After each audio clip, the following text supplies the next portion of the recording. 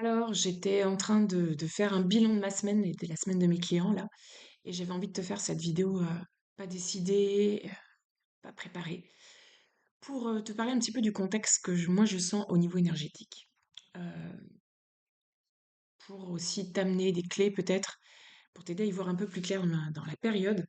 Alors ce que moi je remarque, bon ça a démarré depuis un moment déjà, mais on va dire mai, mai. Mars-avril, on était encore sur des anciennes façons de faire qui arrivaient certes un peu à bout de course, avec voilà, on commence à faire des ajustements dans nos vies, dans nos façons de faire et tout ça. Mais là, le mois de mai, c'est vraiment quelque chose d'encore plus radical qui apparaît. Euh, Vous avez dû le sentir, il y a le fait de tirer sur la corde et de forcer son talent, ça marche plus.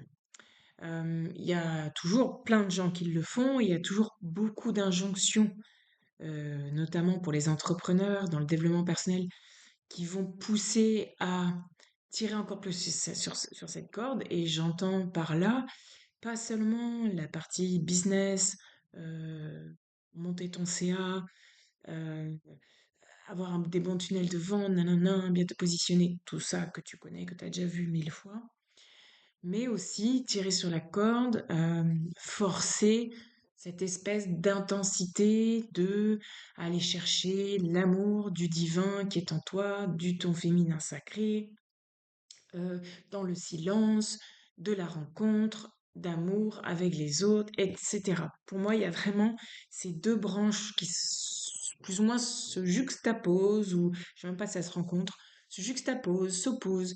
Mais pour moi, et c'est là que je trouve ça vraiment intéressant, c'est que pour moi, c'est la même énergie de fond. J'ai appelé ça tirer sur la corde.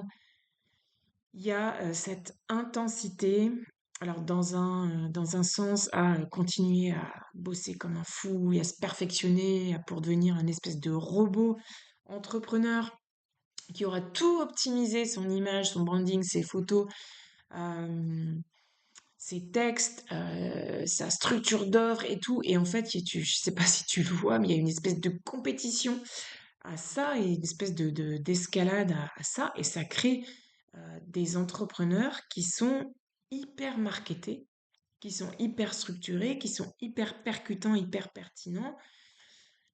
euh, et on a envie de leur dire, bois un petit verre d'eau. Je dis pas bois un coup parce que moi je bois plus d'alcool depuis longtemps, mais bois un coup, respire un coup, va te foutre à l'eau, comme je dis à ma fille quand elle pense trop.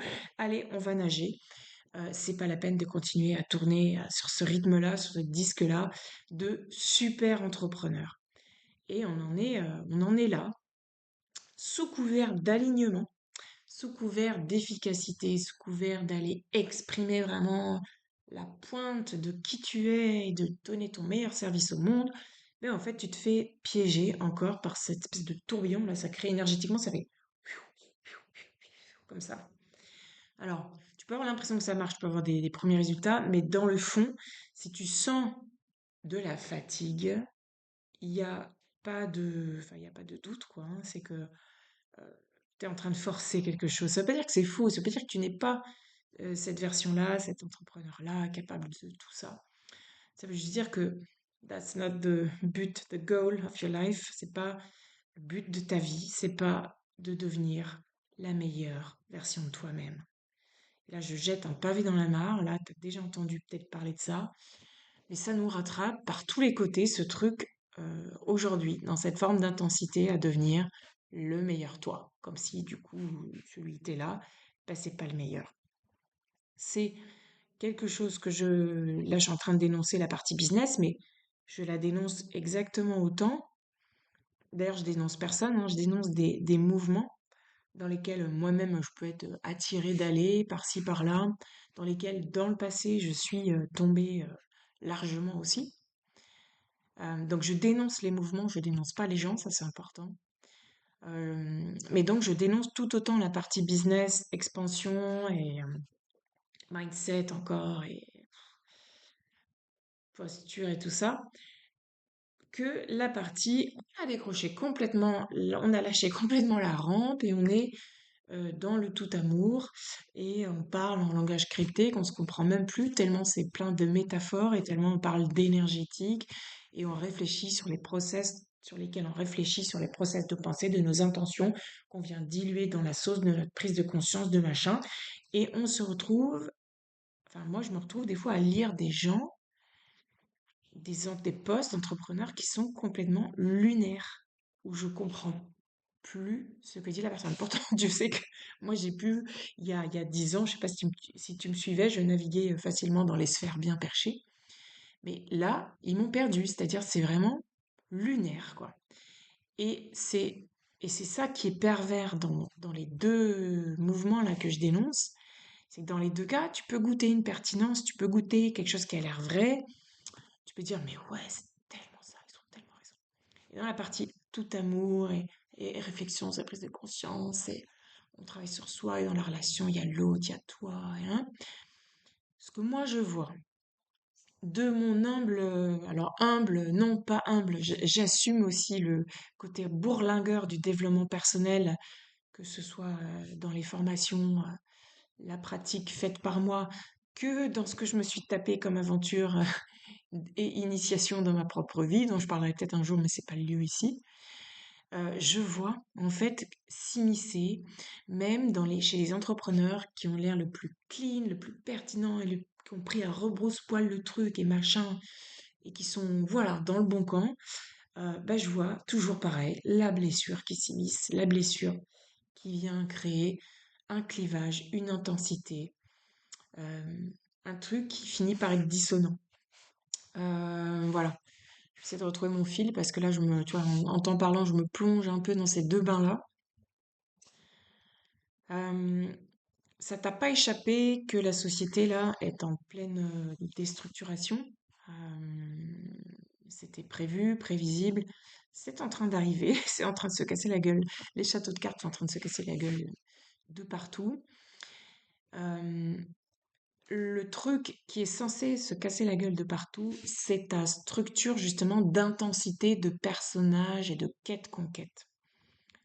Pas ton ancrage à la terre. Et je vais un peu expliquer ce que j'entends par là, parce que là aussi, on peut complètement se désancrer soi-même et désancrer les autres en proposant de l'ancrage à la terre, le comble du comble.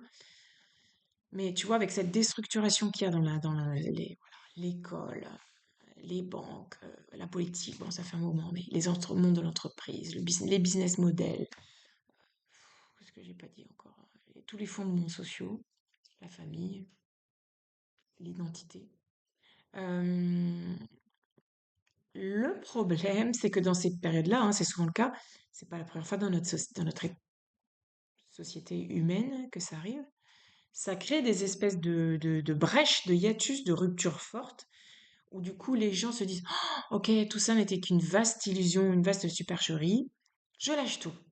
Et en fait, c'est comme si eux-mêmes, plutôt que d'aller intégrer un rapport au vivant, à ce qu'il a et à ce qui reste de sain dans certaines structures, il lâche le ballon, tu vois, c'est un peu je coupe la ficelle du ballon à l'hélium et je suis partie. Je suis pas à tout lâcher. J'ai plus besoin de maison, parce que je suis ma propre sécurité intérieure. Du coup, j'ai plus besoin d'amoureux, puisque je suis mon propre yang intérieur qui me réconforte, mon propre yin intérieur. Du coup, j'ai plus besoin d'argent, puisque de toute façon, la terre, Gaïa va pourvoir. Et puis, de toute façon, euh, j'ai plus besoin de travailler sur moi, puisque c'est bon, j'ai ouvert la porte de l'amour dans mon cœur. Et puis de toute façon, enfin là, je parle vraiment pour la partie, ce que j'appelle les décrochés. Tu vois, là, le fait que des choses rigides s'effondrent, ça génère une espèce de bouh, ça y est, on est parti, quoi, on a tout lâché. Chez les autres, chez les business, voilà, business, non, on continue à monter, hein. On est toujours sur le CA quand même, hein. On est toujours sur le CA. Ça commence à parler ici et là de comment faire du CA en restant aligné, mais bon, ça reste travailler moins pour gagner plus. Et en fait, le débat, il s'arrête là. Genre, on a tout dit quand on a dit ça. On n'a rien dit, les gars. Travailler moins pour gagner plus, c'est bien, mais pourquoi faire? Pourquoi faire? et, et dans quelle énergie, dans quel état de satisfaction tu fais ça?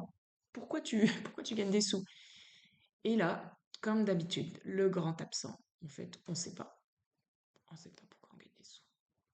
C'est quand même dingue, non? Alors pourquoi on ne sait pas? Parce que bah, dans le, hein, c'est pas nouveau que tu m'entendes parler de ça dans l'entrepreneuriat et en particulier l'entrepreneuriat business coaching.